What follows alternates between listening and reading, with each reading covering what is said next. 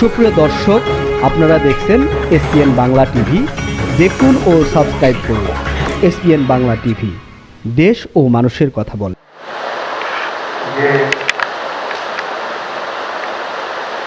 তার মা জাহানারা বেগম ফরাসি প্রেক্ষাকেন্দ্রের সংখ্যায়ন, সেই সুবাদে নজরুলের গল্প কবিতা সম্পর্কে বাসায় এনে থেকে পড়াশোনা করেন।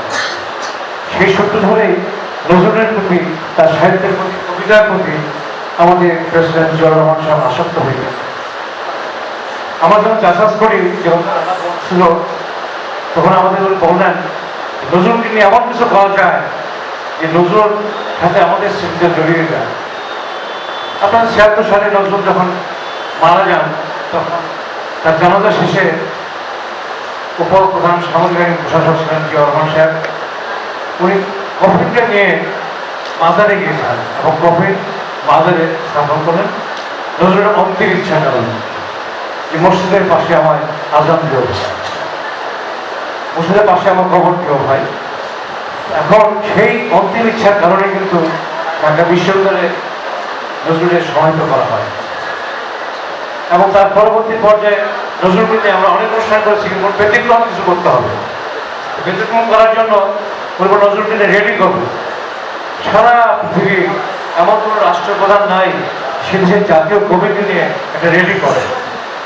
একমাত্র রাষ্ট্রপতি জিয়াউর রহমান এই ফার্মগেট থেকে নজরুলের মাজার পর্যন্ত সমস্ত ক্যাবিনেটকে এবং সেই সময় নজরুলের বড় বড় সঙ্গীত শিল্পী গাজী হোসেন বলেন, সুলাম হোসেন বলেন, খালেদ হোসেন বলেন, ফিরোজা বেগম বলেন, সবাই সেখানে উপস্থিত ছিল। নজরুলের প্রতি যারা লেখক, সাংবাদিক, সাহিত্যিক সবাই উপস্থিত ছিল। কয়েক হাজার মানুষের সমাবেশ ঘটল খুঁজছিল। তাদের নেতৃত্বে পুরো ক্যাবিনেটকে শাহজাহান রহমান সাহেব, প্রধানমন্ত্রী হাবিবুল্লাহ খান, অর্থমন্ত্রী বেশনা আবুল হাসনাত, তখন মেয়র ছিলেন ঢাকা, অনুষ্ঠানে বক্তব্য আসছিলেন। এই সময় আমি জাহাজের পক্ষ থেকে যখন সেক্রেটারি ছিলাম, কবি আর মোহাম্মদ প্রেসিডেন্ট ছিলাম। আমি প্রস্তাব করলাম মহামান্য রাষ্ট্রপতির কাছে, এই সড়ককে আমরা রেডি করবো, এই সড়কের একটা নাম থাকা উচিত। আমরা মনে করি সড়কের নামটা হওয়া উচিত কাজী নজরুল ইসলাম। তাৎক্ষণিকভাবে প্রেসিডেন্ট জিয়াউর রহমান সাহেব মেয়র হাসনাতকে নির্দেশ দিলেন এই সড়কের নামটা এখন থেকে তুমি কেন্দ্রের ব্যবস্থা করবে, এবং উনি সেই সড়কটা উদ্বোধন করেছেন। নজরুল ইনস্টিটিউটের একটা বইতে এখানে বলা আছে যে আমার নাম বলা আছে যে আমি প্রস্তাব করেছিলাম, সংগঠনের পক্ষ থেকে করেছিলাম। এটা আমার সৌভাগ্য, আজকে সে নামটা অঙ্কিত হয়ে আছে নজরুল এভিনিউ, কাজী নজরুল এভিনিউ। নজরুলকে নিয়ে একটা পোস্টার করেছিলাম আমরা, আমি যুগে যুগে আসি আসছে কোনো মহাবিপ্লব তখন নজরুল থেকে জিয়াউর রহমান বেরিয়ে আসে, নজরুলের চেহারা থেকে জিয়াউর রহমান বেরিয়ে আসে। 4 কালারের পোস্টার, 1980 সালের কথা বলছি, সে সময় 4 কালার পোস্টার হয় না। আমি 4 কালার পোস্টার করে এই পোস্টার যখন ছাড়লাম, প্রেসের সাথে দেখালাম, উনি বলে আমার সঙ্গে নজরুলের কি তুলনা হয়, নজরুল অনেক বড় মাপের মানুষ, তার সঙ্গে কেন আমাদের তুলনা হচ্ছে? আমরা বললাম যে বলেন, হ্যাঁ অনেকে বলেন যে নজরুলের শৈলী জীবন শেষে তিনি ভারতের স্বাধীনতার জন্য সংগ্রাম করেছে, আন্দোলন করেছে। সে সময় এই যে আমাদের সমাজতান্ত্রিক দলগুলো যারা ছিল তাদের একটা নেতা ছিলেন কাজী নজরুল, এবং উনি সে সময় ভারতের স্বাধীনতা ঘোষণা করেছিলেন বিজেপি। আর আপনি জিয়াউর রহমান সাহেব একজন মেজর ছিলেন।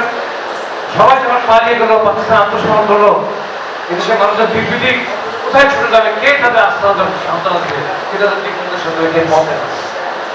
সে সময় আপনি পাকিস্তান সেনাবাহিনীর সাথে রিপোর্ট করে বিশ্বকাপ আলু ভারতের স্বাধীনতা ঘোষণা করলেন, এবং আপনি রণাঙ্গনে যুদ্ধ করে আপনি স্বাধীন বাংলাদেশ। এই কারণে নজরুলের সঙ্গে আপনার সাদৃশ্য আছে। নজরুল যে চিন্তা ভাবনা নিয়ে তার কাব্যগ্রন্থ, তার যে সাহিত্য রচনা করেছেন, তার মূল ভিত্তি কি ছিল? হিন্দু, মুসলিম, খ্রিস্টান, বৌদ্ধ সবাইকে নিয়ে তিনি একটা সহমত। আর জিয়াউর রহমান শেখ মুজিবুর রহমানের সময় শেখ মুজিবুর রহমান বললেন যে বাঙালি জাতীয়তাদের ভিত্তিতে আমাদের দেশ চলবে। তখন সত্যলাল পিতা মানবন্দলাল নামা বললেন আমি তো চাকমা, আমি তো বাঙালি না, আমি কিভাবে বাঙালির সংস্কৃতির কথা বলবো? তখন শেখ মুজিব বলেছিলেন তোমার সব বাঙালি বলবে, বাঙালি তো হওয়া যায় না। একটা চাকমা কিভাবে বাঙালি হয়, একটা মণিপুরি কিভাবে বাঙালি হয়, একটা গারো কিভাবে বাঙালি হয়? এই চিন্তা ভাবনার দৃষ্টিভঙ্গি থেকে একটা কনফ্লিক্ট তৈরি হয়ে গেল পাহাড়ি মানুষের সাথে বাংলাদেশের পাশাপাশি মানুষের।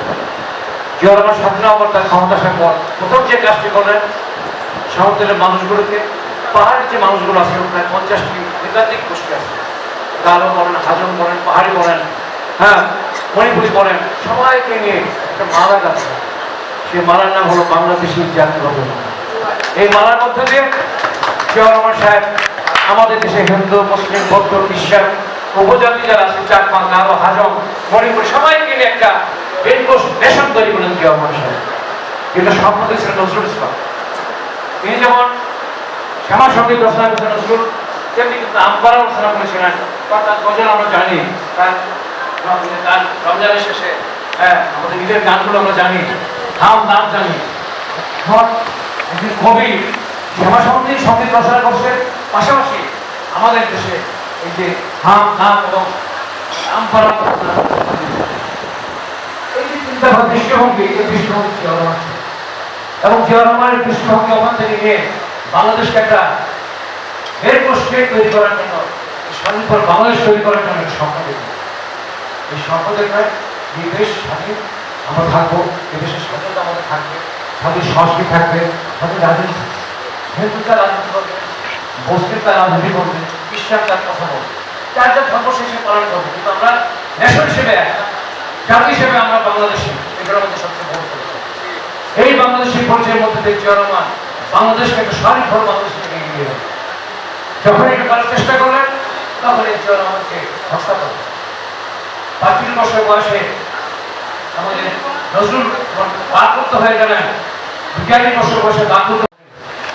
এই জন্য দিনের অনুষ্ঠান হয়েছিল হৃদয়ে জিয়াউর রহমান, চেতনায় নজরুল। অর্থাৎ বাংলাদেশে আমাদের নজরুলের মধ্যে চেতনা উৎসব। 71 যুদ্ধ বলি, যুদ্ধের সময় রণসঙ্গীত, আমাদের নজরুলের বিপ্লবী সঙ্গীত, বিদ্রোহী কবিতা আমাদেরকে চেতনা জাগ্রত করেছিল। তেমনি চলছে সেই গণ আন্দোলনে ঢাকার প্রাকৃতিক দেওয়ালের কাপুরি যেমন দেখি নজরুলের কথা ঘটে আসে। নজরুল আমাদের প্রেরণার উৎস, চেতনার উৎস, আমাদের পথ দেখেছে নজরুল। যখনই আমরা বিপদে পড়ে যাই, যখনই আমাদের অবস্থা খারাপ হয়ে যায়, আমরা পথ হারিয়ে ফেলি, নজরুল আমাদের সামনে এসে দাঁড়ায়। নজরুলের প্রয়োজনতা বেশি, নজরুল আমাদের সামনে এসে দাঁড়িয়ে পথ দেখে দেয়। আজকে আসুন আমরা নজরুলের সদাস জন্মবার্ষিকী দিন তার প্রতি গভীর শ্রদ্ধা শুধু নজরুলকে পড়ার ব্যবস্থা করি, নজরুল সাহিত্য আমরা ঘরে পড়ি, তার কবিতা, তার গান, এগুলো আমাদের বেশি করে আমার নজরুল আমাদের সাংস্কৃতিক পর্বের জন্য মান্নান এবং